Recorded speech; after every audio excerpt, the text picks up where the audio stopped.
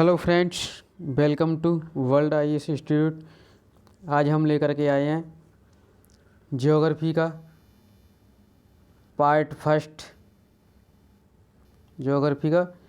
First. आज हम लेकर के आए हैं जो 30 जुलाई 2021 का है।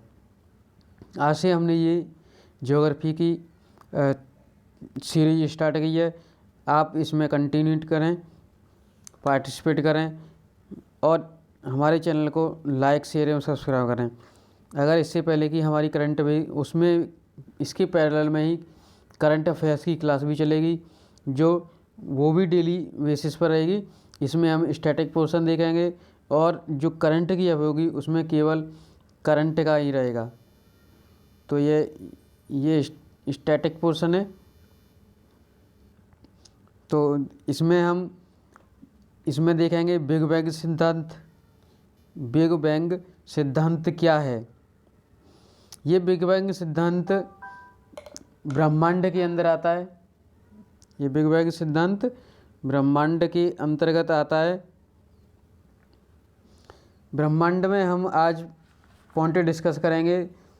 एक तो ब्रह्मांड की उत्पत्ति, बिग बैंग सिद्धांत और आकाशगंगा, ये 3 पॉइंट हम डिस्कस करेंगे। इसके बाद जो भी पॉइंट हैं हम नेक्स्ट पार्ट 2 में डिस्कस करेंगे। तो आइए देखते हैं हम बिग बैंग सिद्धांत से पहले हम देखते हैं किसने कौन सी थ्योरी दी हैं। तो हम देखेंगे कि इसमें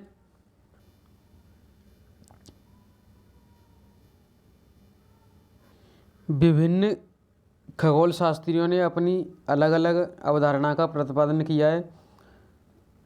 तो इसमें देखेंगे हम 1500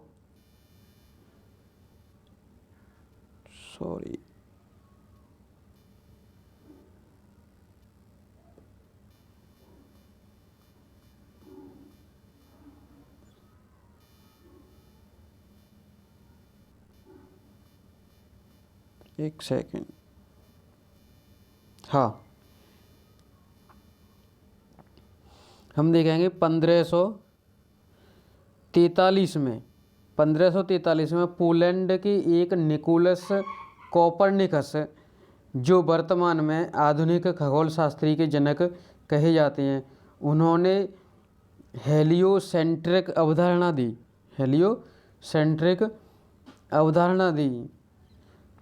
जिसके तहत बताया गया ब्रह्मांड के संदर्भ में कि एक क्रांतिकारी परिवर्तन आएगा। और कोपरनिकस ने यह भी बताया कि ब्रह्मांड के केंद्र में पृथ्वी नहीं है बल्कि सूर्य है। कोपरनिकस ने यह बताया कि ब्रह्मांड के केंद्र में पृथ्वी नहीं है, सूर्य है। और हमारे दूसरे खगोल शास्त्री हैं 1805 में विलियम हर्शेल ने एक दूरबीन की सहायता से और अंतरिक्ष का अध्ययन किया, और उसमें उन्होंने बताया कि सौरमंडल आकाशगंगा का एक भाग है। जो हमारा पूरा सौरमंडल है वो आकाशगंगा का भाग है। लेकिन ये हमारी प्रॉपर सिद्ध नहीं होती, क्योंकि हमारे ब्रह्मांड में तो बहुत सारी, अभी आगे पॉइंट आएगा, बहुत सारी आकाशगंगा हैं। तो सौरमंडल आकाशगंगा का भाग कैसे हो सकता है? तो इसी को हम आगे कंटिन्यू करते हुए हम देखेंगे। पहले बिग बैंग सिद्धांत, उसके बाद आकाशगंगा पे आएंगे। तो हमारा बिग बैंग सिद्धांत, इसमें भी 3 सिद्धांत आते हैं। एक कहता है बिग बैंग सिद्धांत, दूसरा है साम्यावस्था सिद्धांत, तीसरा आता है दोलन सिद्धांत,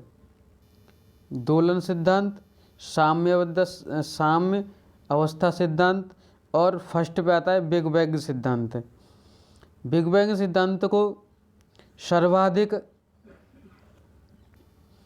बिग बैंग सिद्धांत ब्रह्मांड की उत्पत्ति के लिए एक सर्वाधिक माननीय सिद्धांत है।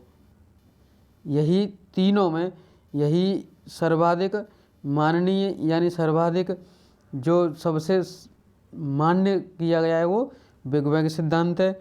दूसरा पॉइंट है, सिद्धांत का प्रतिपादन विलियम खगोल शास्त्री जॉर्ज लेमेत्री ने किया था। इसका प्रतिपादन किसने किया?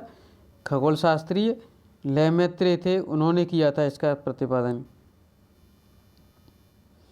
अगला पॉइंट आता है तीसरा, इस सिद्धांत के अनुसार 13.18 वर्ष पहले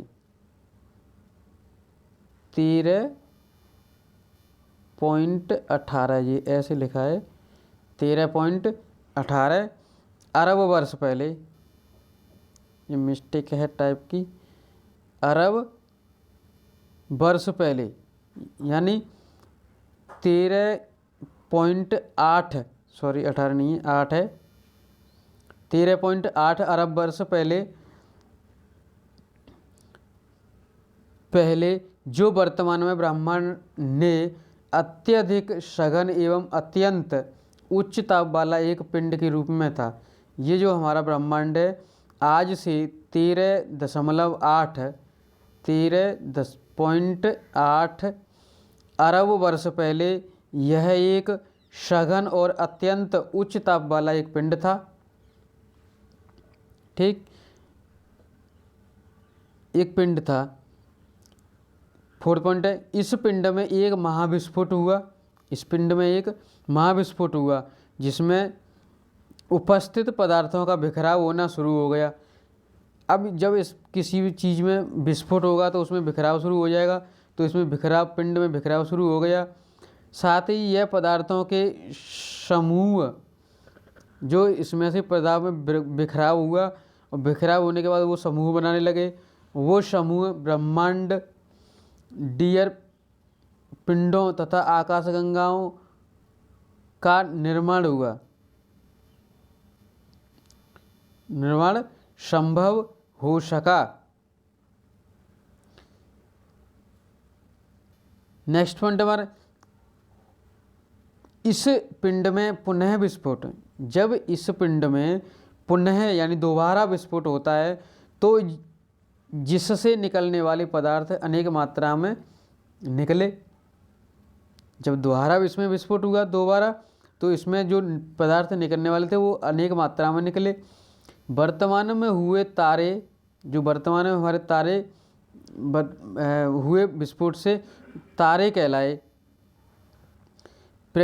प्रक्रिया ग्रह उपग्रहों का ही निर्माण करने में सक्षम हो गई। यह प्रक्रिया ग्रह तथा उपग्रहों का निर्माण करने में सक्षम हुई। जो द्वारा दूसरी बार पुनः विस्फोट हुआ, उस विस्फोट के कारण ग्रह और उपग्रहों का निर्माण होना संभव हुआ।